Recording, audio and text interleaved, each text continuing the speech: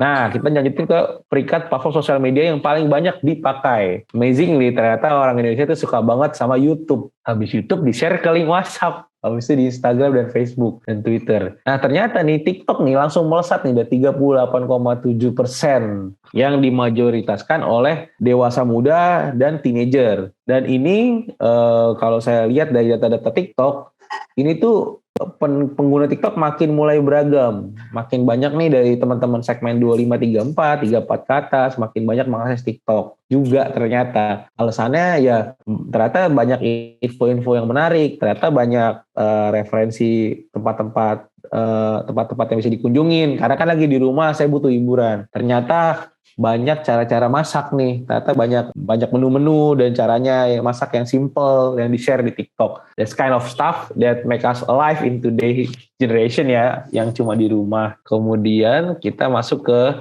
YouTube. Dari tadi kan nih YouTube kan jelas nih, YouTube nih yang peringkat 1.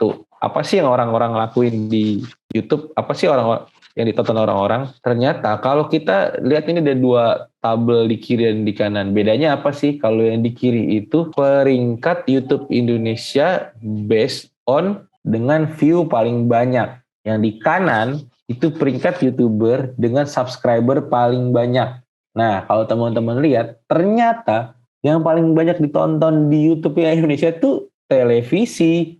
Ada RCTI, Trans7, Indosiar, nih you name it tuh punyanya TV semua, kecuali kayak Like Natasha, IDN, Baby Bus, I don't know. Ini tuh udah bisa kelihatan bahwa ya, that media masa itself pun akhirnya pindah nih ke platform sosial media. Kemudian di sisi kanan, ini jumlah subscriber yang paling banyak nih, masih Atta Halilintar, Ricis, sama Just No Limit, dan Rans. Nah, kalau dulu nih, 2016 nih, YouTuber-YouTuber Indonesia punya harapan nih kayak, wah, YouTube bakal menghasilkan konten-konten yang berbeda, YouTube akan menghasilkan konten-konten yang mendidik, YouTube akan menghasilkan konten-konten yang benar-benar punya kreativitas lebih. Ternyata hari ini tuh nggak salah dan nggak benar. Kenapa nggak salah dan nggak benar? Nggak salahnya karena konten-konten yang tadi dibilang oleh YouTuber di tahun 2016 masih banyak dan justru makin banyak lagi.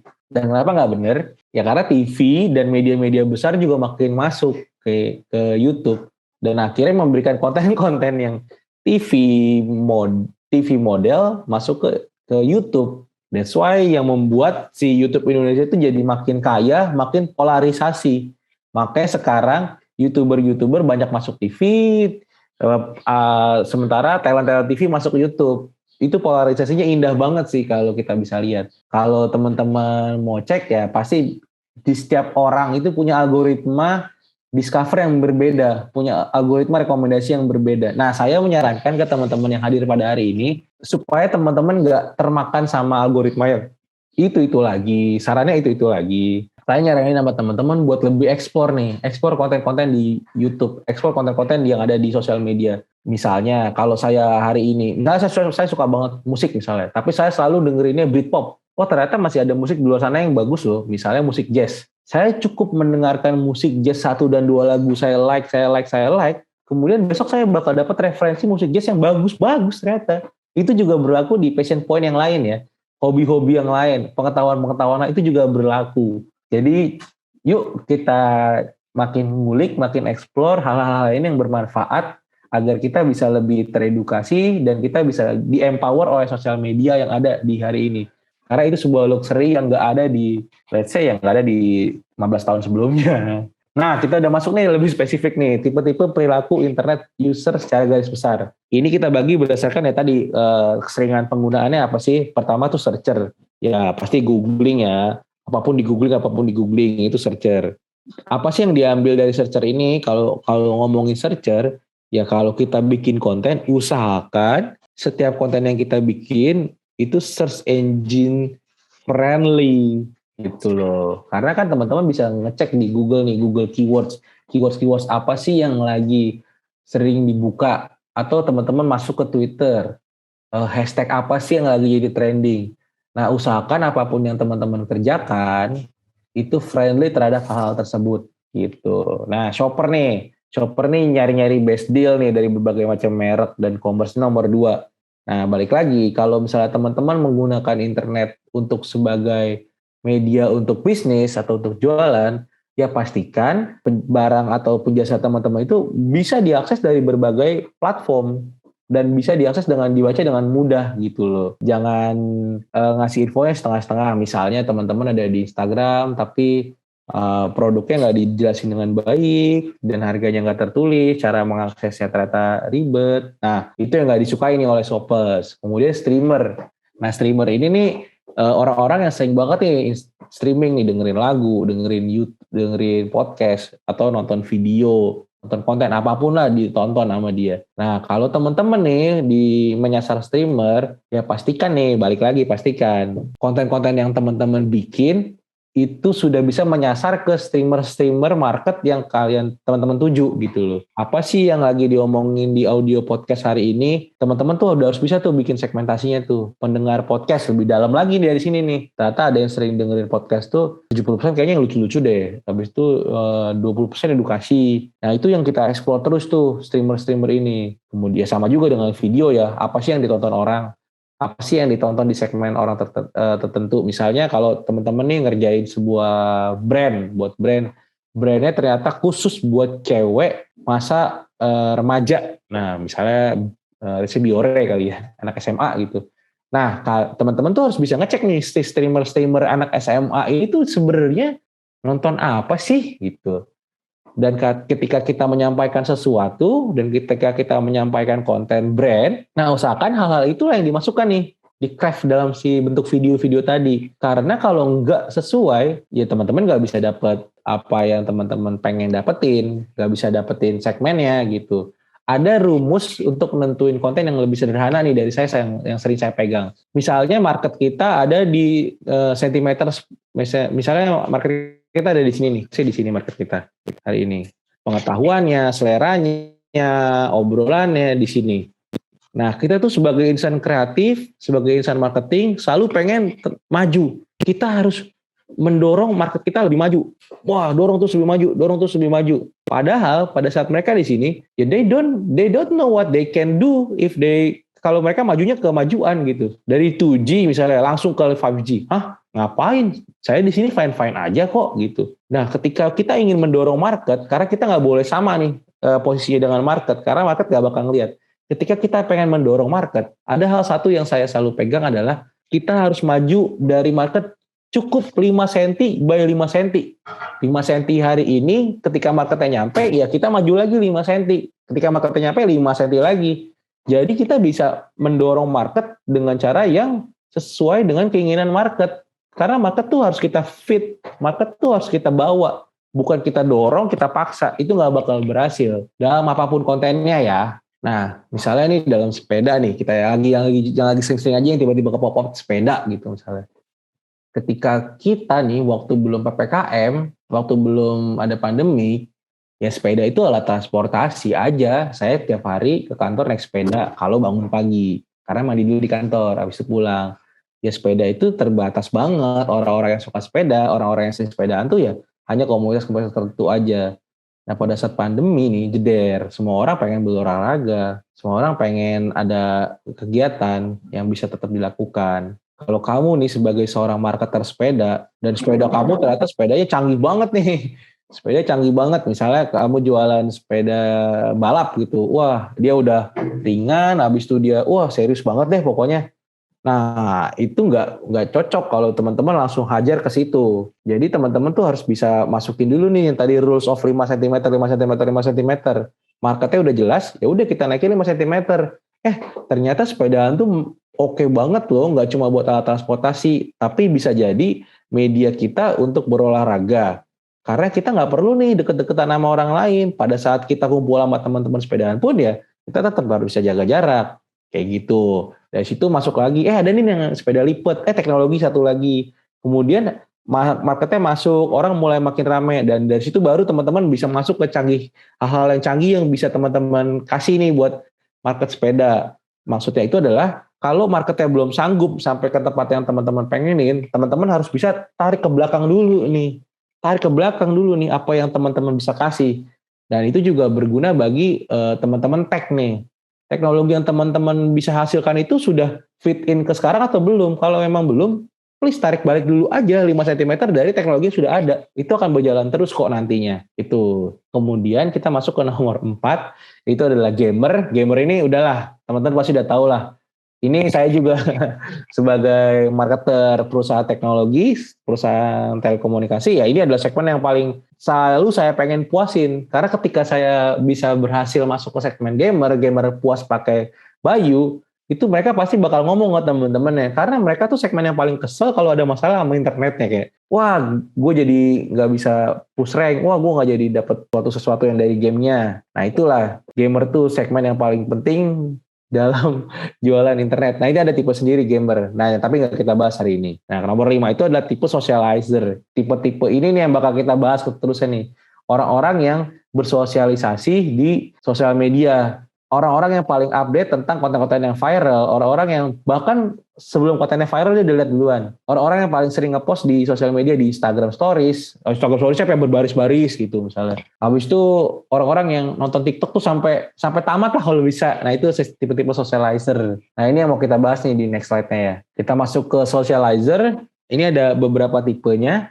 Dan ini penting banget buat kita sama-sama belajar nih. Yang pertama itu ada 3 yang saya taruh satu deck. Kenapa saya taruh satu deck? Nanti akan saya jelasin. Pertama tuh early adapter. Early adapter ini adalah segmen-segmen orang yang selalu berada di zona paling depan. Zona paling depan sebelum itu mencapai ke sifat yang masif.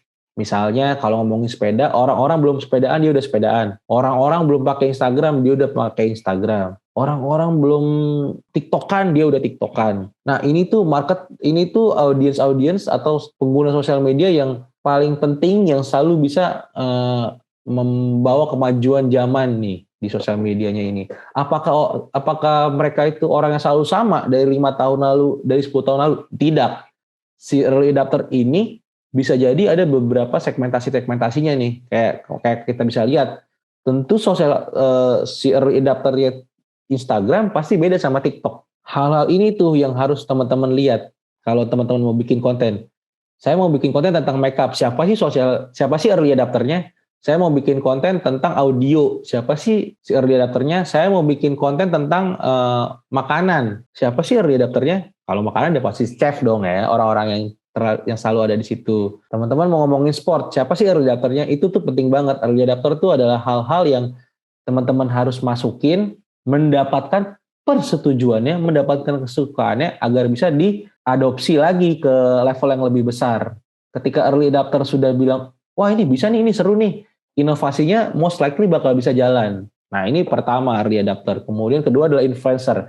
Influencer tuh biasanya orang-orang yang punya pengaruh lebih besar, tapi dia nggak terlalu early adapter. Karena ya balik lagi, karena dia sudah punya kesibukan banget, dia sudah punya hal-hal yang harus dia post, dia udah tahu dia harus mau ngomong apa. Jadi dia punya agendanya dan dia punya audiens yang follow mereka yang selalu craving nih buat konten-konten barunya. Bang, video baru dong bang, udah lama nggak ngepost. Kak, kok kontennya bagus banget sih? Nah itulah masa-masanya si influencer ini. Influencer itu adalah orang yang punya pengaruh di sosial media. Nah kalau kamu udah bisa mendapatkan early adapter dan influencer nih dalam konten kamu, most likely hal yang kamu bakal kembangin itu bisa jalan. Nah, kemudian aktivis.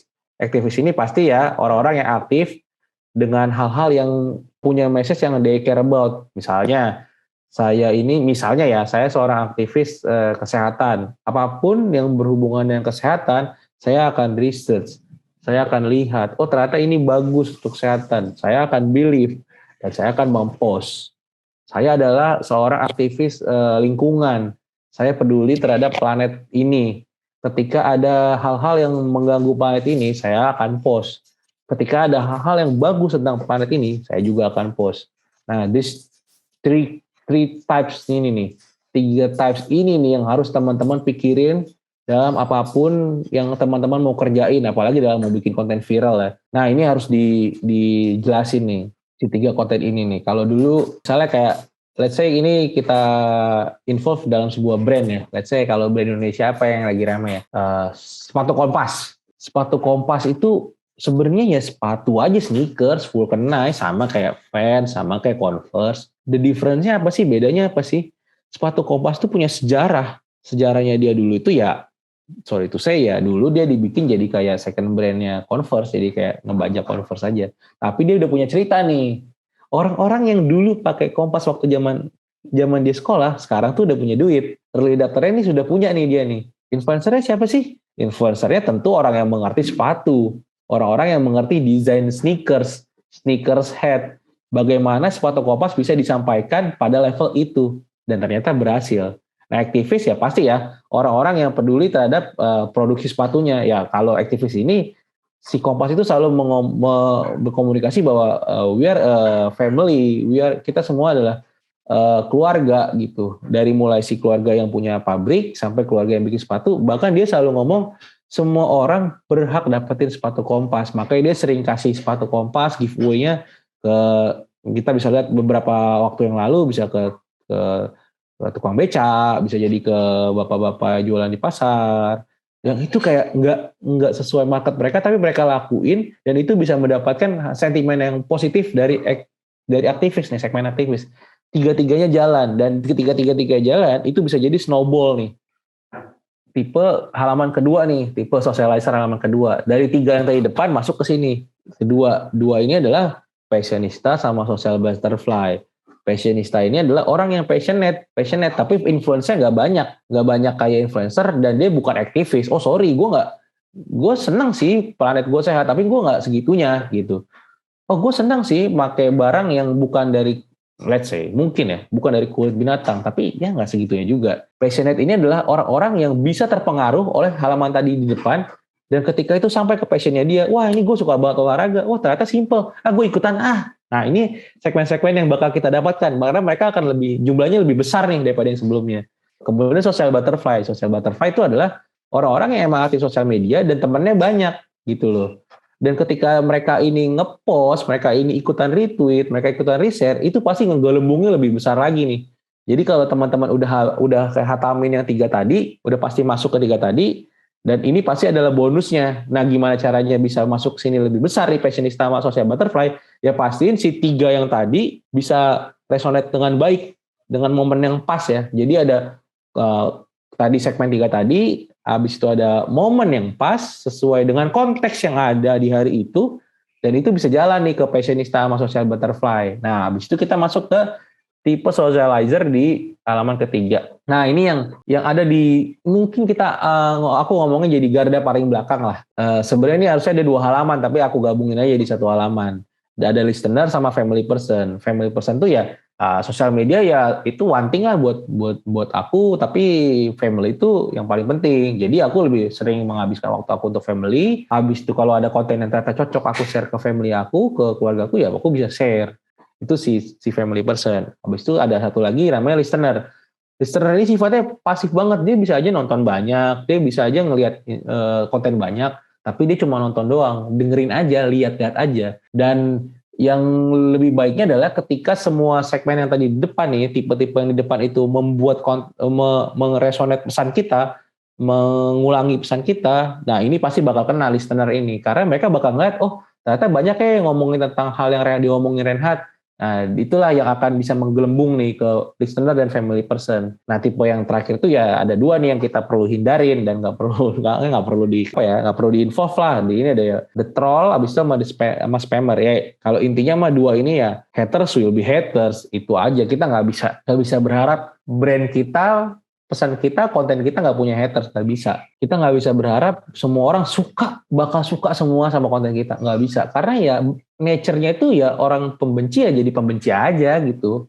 Nah inilah yang harus kita bisa tidak terlalu tidak terlalu kita pikirkan, tidak terlalu kita hiraukan lah. Karena kalau terlalu kita hiraukan akhirnya membuat hati kita sakit, membuat otak kita kepikiran. Ternyata manfaatnya nggak ada juga. Jadi ini yang saya mau kasih tahu buat teman-teman, bikin konten, bikin aja, bikin terus, jangan pernah nyerah. Kalau ada yang benci, nggak masalah. Yang penting ada yang suka, yang penting ada yang peduli. Itu yang nomor 1. Dan pastiin kontennya baik buat orang yang mengkonsumsi. Itu aja yang penting.